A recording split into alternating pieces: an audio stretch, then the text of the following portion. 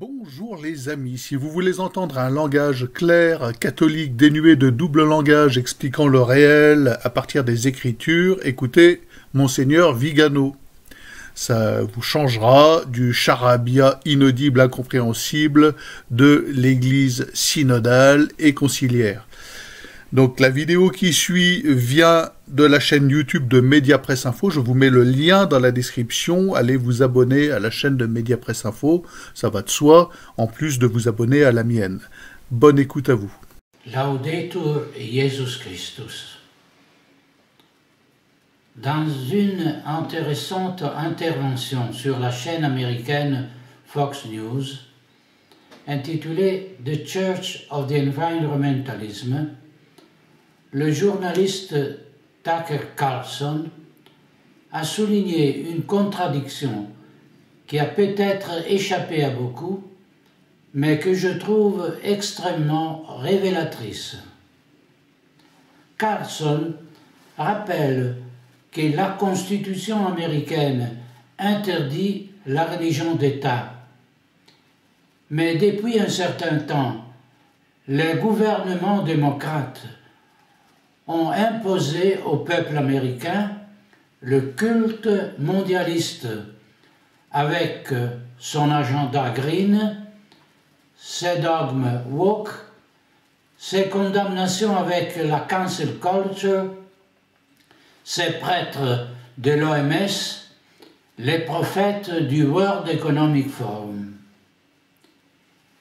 Une religion à tout égard, totalitaire non seulement pour la vie des individus qui la pratiquent, mais aussi dans la vie de la nation qui la confesse publiquement, en adopte les lois et les sentences, s'en inspire dans l'éducation et dans toute action gouvernementale. Au nom de la religion mondialiste, les adeptes exigent que tous les citoyens se comportent conformément à la morale du nouvel ordre mondial, acceptant sans critique,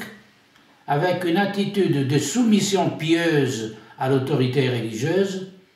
la doctrine définie ex cathedra par le Sanhédrin de Davos. Aux citoyens,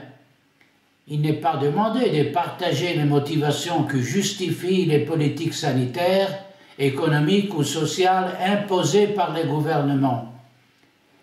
mais un sentiment aveugle et irrationnel qui va bien au-delà de la foi.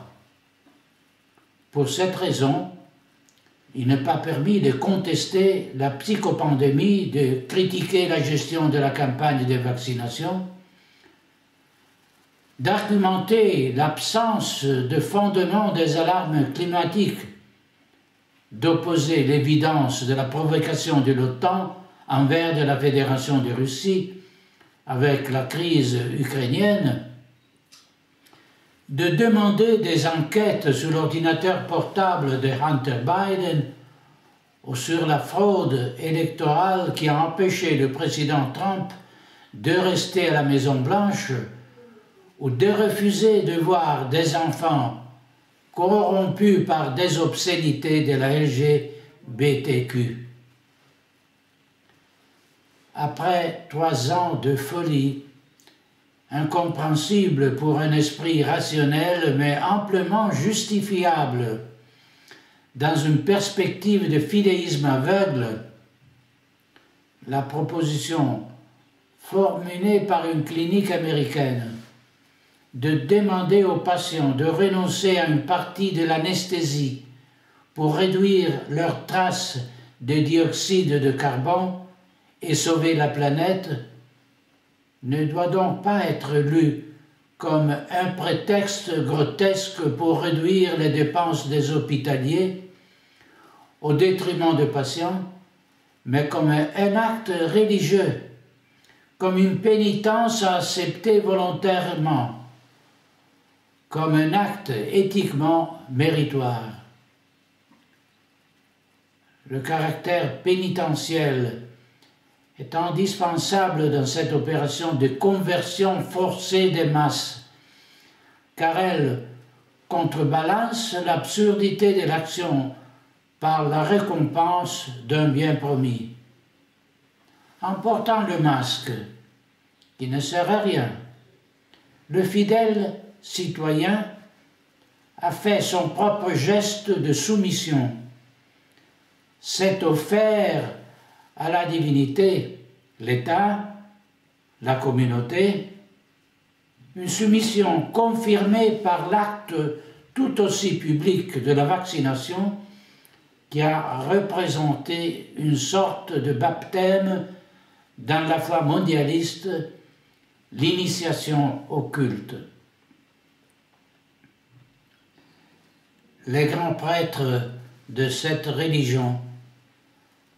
en viennent à théoriser le sacrifice humain avec l'avortement et l'euthanasie. Un sacrifice requis par le bien commun pour ne pas surpeupler la planète, ne pas alourdir la santé publique, ne pas être un fardeau pour la sécurité sociale. Même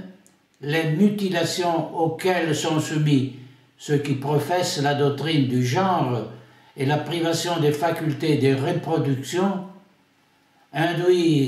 induites par l'homosexualisme, ne sont rien de plus que des formes de sacrifice et d'immolation de soi, de son corps, de sa santé, jusqu'à la vie elle-même, en assumant par exemple une thérapie génique expérimentale, manifestement dangereuse et souvent mortelle. L'adhésion au mondialisme n'est pas facultative. Le mondialisme est la religion d'État, et l'État tolère les non-pratiquants dans la mesure où leur présence n'empêche pas la société d'exercer ce culte. Bien davantage, dans sa présomption d'être légitimé par des principes éthiques, pour imposer aux citoyens ce qui représente un bien supérieur et incontestable, l'État oblige également les dissidents à accomplir les actes fondamentaux de la morale mondialiste, en les punissant s'ils ne se conforment pas à ces préceptes. Manger des insectes et non de la viande, s'injecter des drogues au lieu de mener une vie saine, utiliser l'électricité au lieu de l'essence, renoncer à la propriété privée, à la liberté de circulation, subir contrôle et limitation des droits fondamentaux, accepter les pires déviations morales et sexuelles au nom de la liberté, renoncer à la famille pour vivre isolé, sans rien hériter du passé et sans rien transmettre à la postérité, effacer son identité au nom du politiquement correct, renier la foi chrétienne pour embrasser la superstition woke, conditionner son travail et sa subsistance au respect des règles absurdes. Ce sont autant d'éléments destinés à faire partie de la vie quotidienne de l'individu, une vie basée sur un modèle idéologique que, à y regarder de plus près, personne ne veut et que personne n'a demandé, et qui ne justifie son existence qu'avec l'épouvantail d'une apocalypse écologique non prouvée et indémonstrable. Cela viole non seulement la tant vantée liberté des religions sur laquelle cette société est fondée, mais veut nous conduire pas à pas, inexorablement, à rendre ce culte comme exclusif, comme le seul admis. l'Église de l'environnementalisme se définit comme inclusive mais ne tolère pas la dissidence et n'accepte pas d'affronter dialectiquement ceux qui remettent en question ses dictats. Ceux qui n'acceptent pas l'anti-évangile de Davos sont ipso facto hérétiques et doivent donc être punis, excommuniés, séparés du corps social, considérés comme ennemis publics. Il faut les rééduquer par la force, à la fois par un martèlement incessant des médias et par l'imposition d'une stigmatisation sociale et de formes réelles d'extorsion du consentement, en commençant par celui informé, pour se soumettre contre son gré à l'obligation vaccinale et en continuant avec la folie des soi-disant villes de 15 minutes. D'ailleurs, anticipé en détail dans les points programmatiques de l'agenda 2030, qui sont finalement des canons dogmatiques au contraire. Le problème avec ce phénomène inquiétant des superstitions de masse est que cette religion d'État n'a pas été imposée de facto seulement aux États-Unis d'Amérique, mais s'est répandue à toutes les nations du monde occidental, dont les dirigeants ont été convertis au verbe mondialiste par le grand apôtre du gré trécète Klaus Schwab, autoproclamé pape et donc investi d'une autorité infaillible et incontestable. Et comme dans l'Annuario Pontificio, nous pouvons lire la liste des cardinaux, évêques et prélats de la curie romaine et des diocèses répartis dans le monde entier. De même, sur le site du Forum économique mondial, nous trouvons la liste des prélats du mondialisme,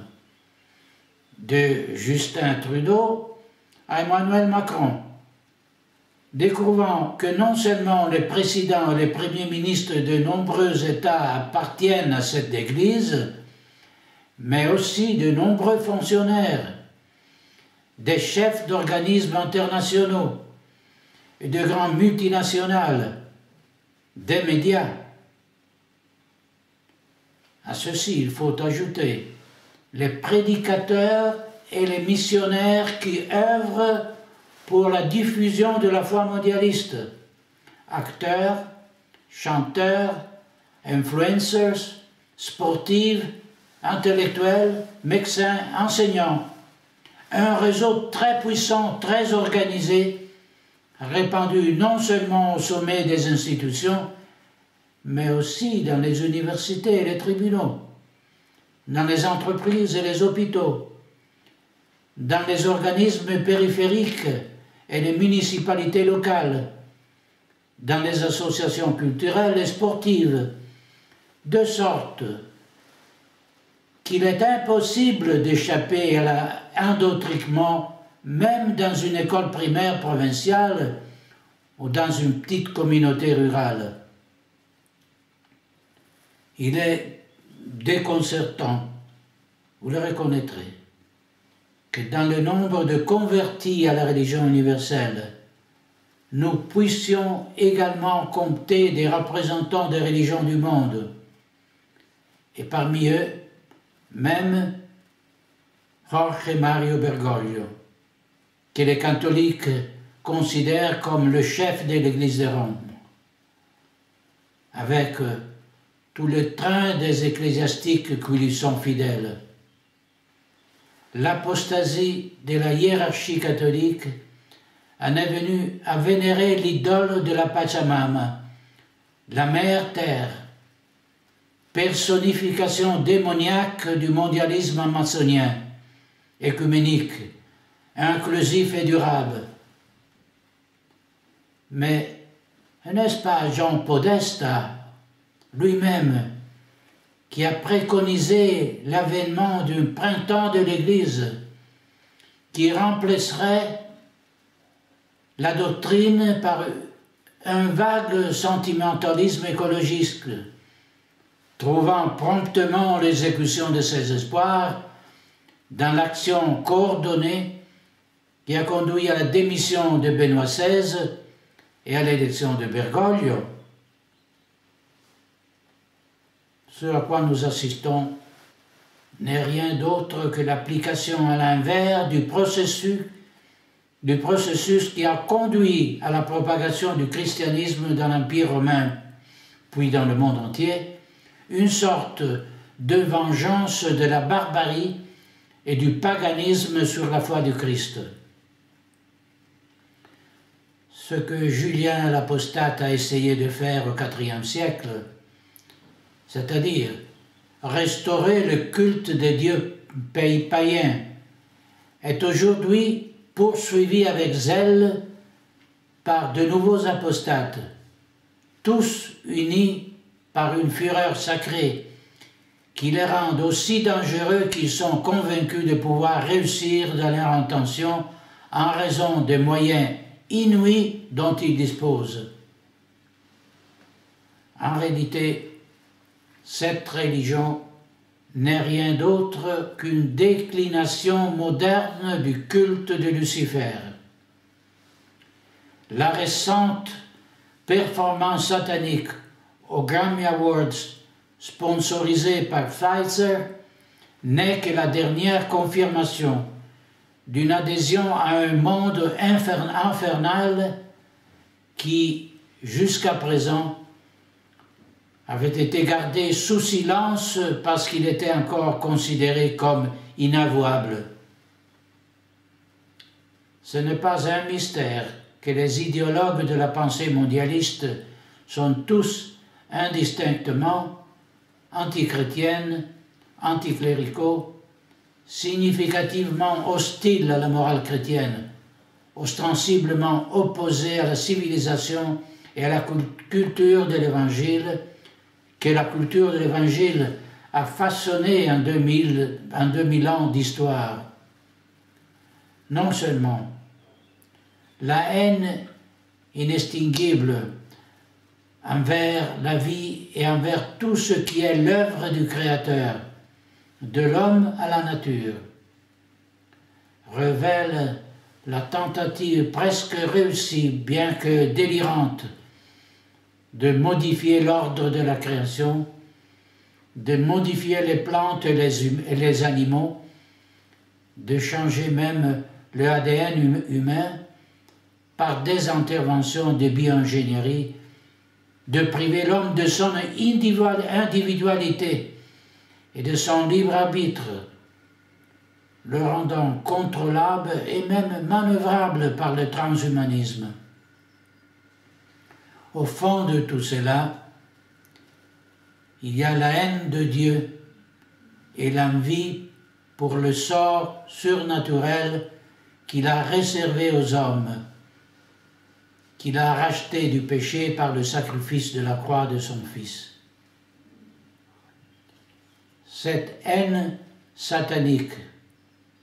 s'exprime dans la détermination de rendre impossible aux chrétiens la pratique de leur religion, de voir leurs principes respectés, de pouvoir apporter leur contribution à la société et finalement dans la volonté de les amener à faire le mal, ou du moins de faire en sorte qu'ils ne puissent pas faire le bien, encore moins le répandre. Et s'ils le font, de déformer leur motivation originelle, amour de Dieu et du prochain,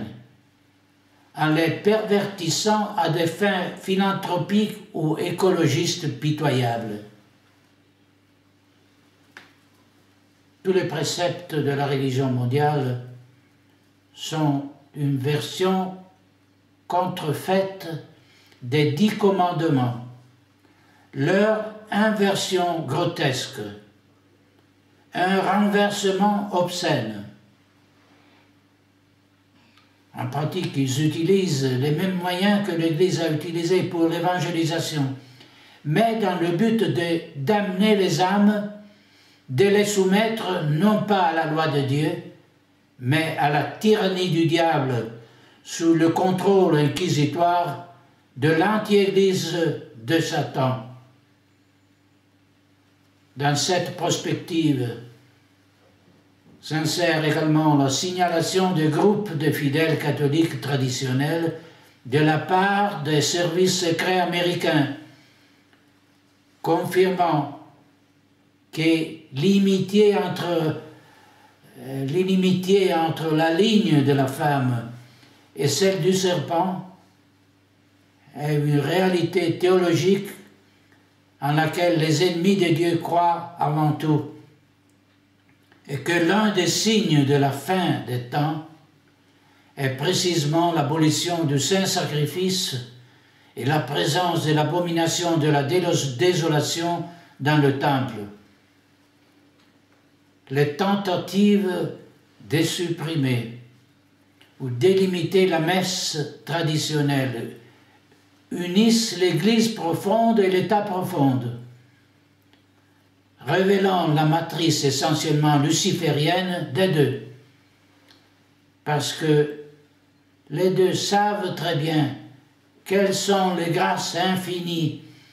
qui se déversent sur l'Église et sur le monde avec cette messe,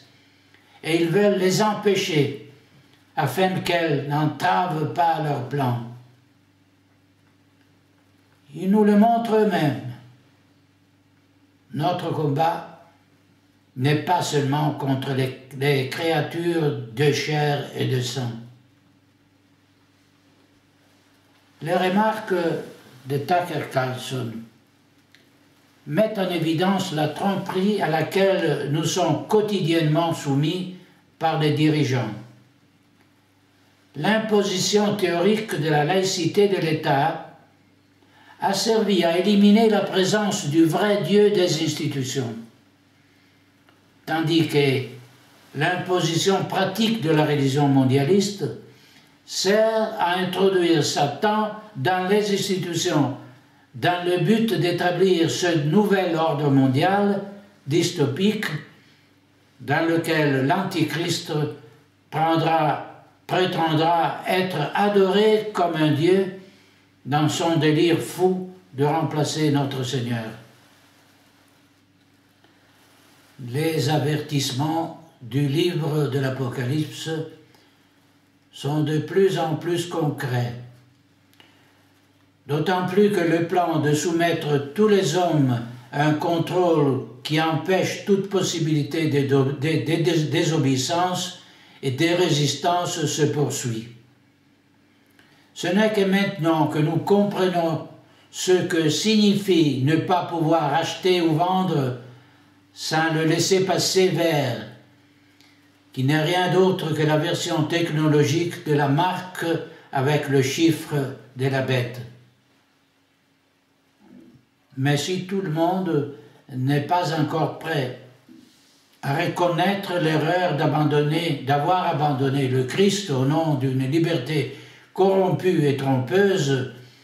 qui cachait des intentions inavouables, je crois qu'aujourd'hui, beaucoup sont prêts,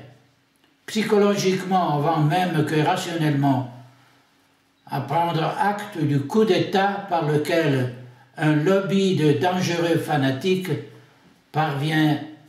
à prendre le pouvoir aux États-Unis et dans le monde, déterminé à faire n'importe quel geste, même le plus téméraire, afin de le maintenir. Comme un jeu de la Providence, la laïcité de l'État,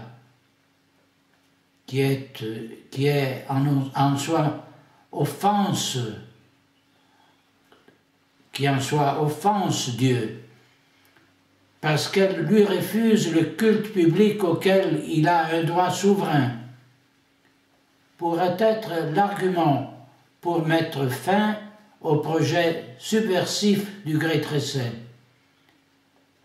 Si les Américains et avec eux le peuple du monde entier savent se rebeller contre cette conversion forcée, exigeant que les représentants des citoyens rendent des comptes aux détenteurs de la souveraineté nationale et non aux dirigeants du Sanhédrin mondialiste, il sera peut-être possible de mettre un terme à cette course vers l'abîme. Mais pour ce faire, il faut prendre conscience qu'il ne s'agira que d'une première phase dans le processus de libération de ce lobby infernal, qui doit être suivi par la réappropriation des principes moraux propres au christianisme, qui constituent les fondements de la civilisation occidentale et la défense la plus efficace contre la barbarie du néopaganisme.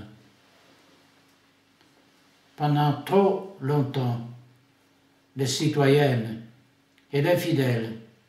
ont subi passivement les décisions de leurs dirigeants politiques et religieux face à l'évidence de leur trahison. Le respect de l'autorité est fondé sur la reconnaissance d'un fait théologique, c'est-à-dire de la seigneurie de Jésus-Christ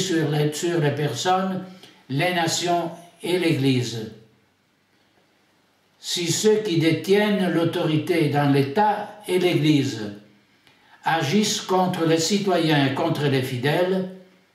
leur pouvoir est usurpé et leur autorité nulle et non avenue. N'oublions pas que les dirigeants ne sont pas les propriétaires de l'État et les maîtres des citoyens, tout comme le pape et les évêques ne sont pas les propriétaires de l'Église et les maîtres des fidèles. S'ils ne veulent pas être comme des pères pour nous, s'ils ne veulent pas notre bien et au contraire ils font tout pour nous corrompre dans le corps et l'esprit,